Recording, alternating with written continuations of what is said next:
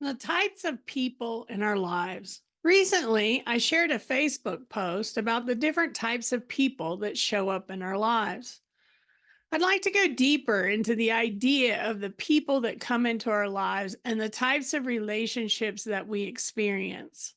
I've been moving through my own challenges with relationships in the last 6 months, and my relationships within my community, my relationships with individuals that I considered to be friends, and my desire to attract more healthy relationships into my life. It's got me to pondering, what is love? What does love require? What is our role in creating healthy relationships? I personally want everyone to be more accepting and loving with each other. I want everyone to have amazing relationships with each other. But I also realize that I have unrealistic expectations. There's this tree analogy that helps each of us expand our perspective of the people that are in our lives so that we can better understand these relationships. The tree shows that there are four types of people that come into our lives: the leaf people, the branch people, the root people, and the seed people. The leaf people arrive in our lives for such a short season. They are like leaves on the trees. These individuals are guided by the winds of change, and they're part of our life for just a short period of time. These individuals you can't depend on to be there long term. And we cannot be but disappointed in them. This is just who they are. They blow with the breeze of the leaves on the tree and they move on to new things. So these are people that just transition in and out of our lives. The branch people arrive in our lives for a few seasons. These individuals are like branches on the trees. When things are good, they will stick around and be there for you. They will not stick around through the difficult seasons, though. These individuals will pull away when life is tough. They may be stronger than the leaves, but they can't handle too much weight when it comes to their relationships and their lives.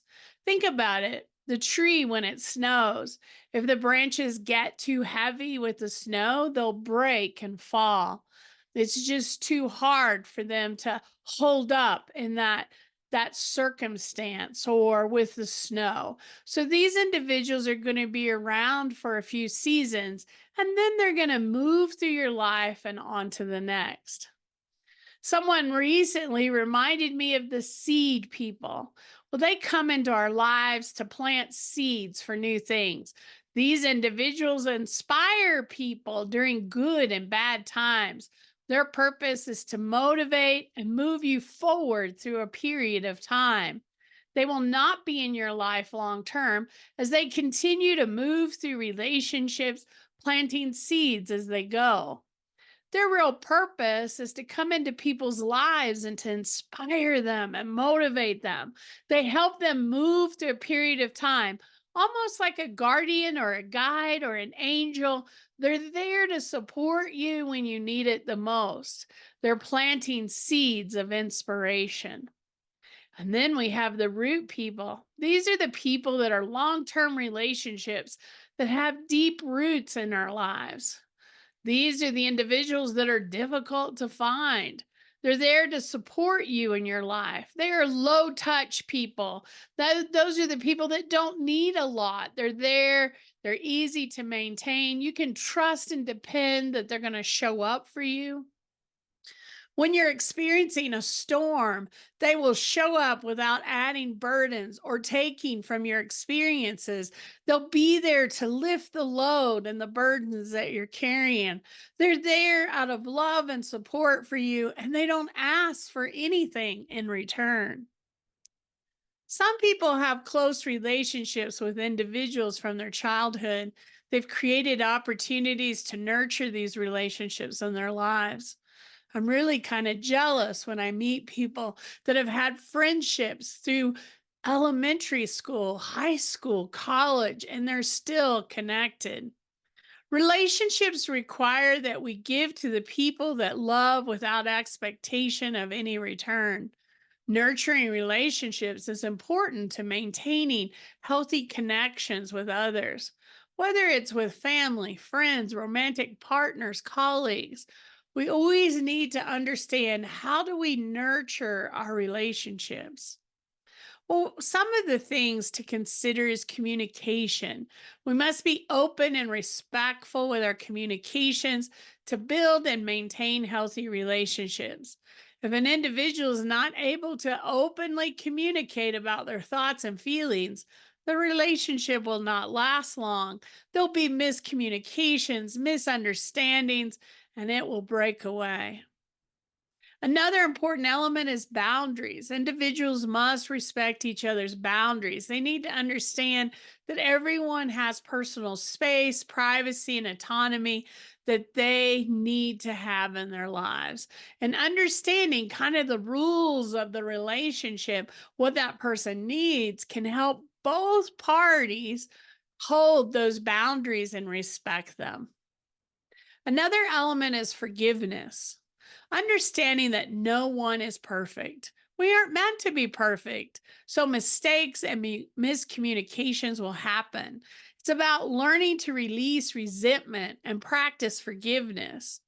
None of us are perfect. I'm not perfect. I've never said I was perfect. I am human like everyone else. I'm here to learn and grow and expand. And I learn through those experiences. But I have to have people around me that communicate, that share their boundaries, that understand forgiveness and understanding acceptance, right? Accepting the relationship or the individual exactly where they are. Another key element is being supportive. Everyone in the relationship should be supportive and encouraged in both good and bad times. You should be there to celebrate the milestones in each other's lives, as well as there to support in the difficult times. Being supportive is very important. How do we show up for each other? How are we there during those times?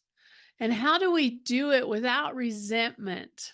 Right? There has to be this flow of giving and receiving, right? We give and we receive, and there must be this flow.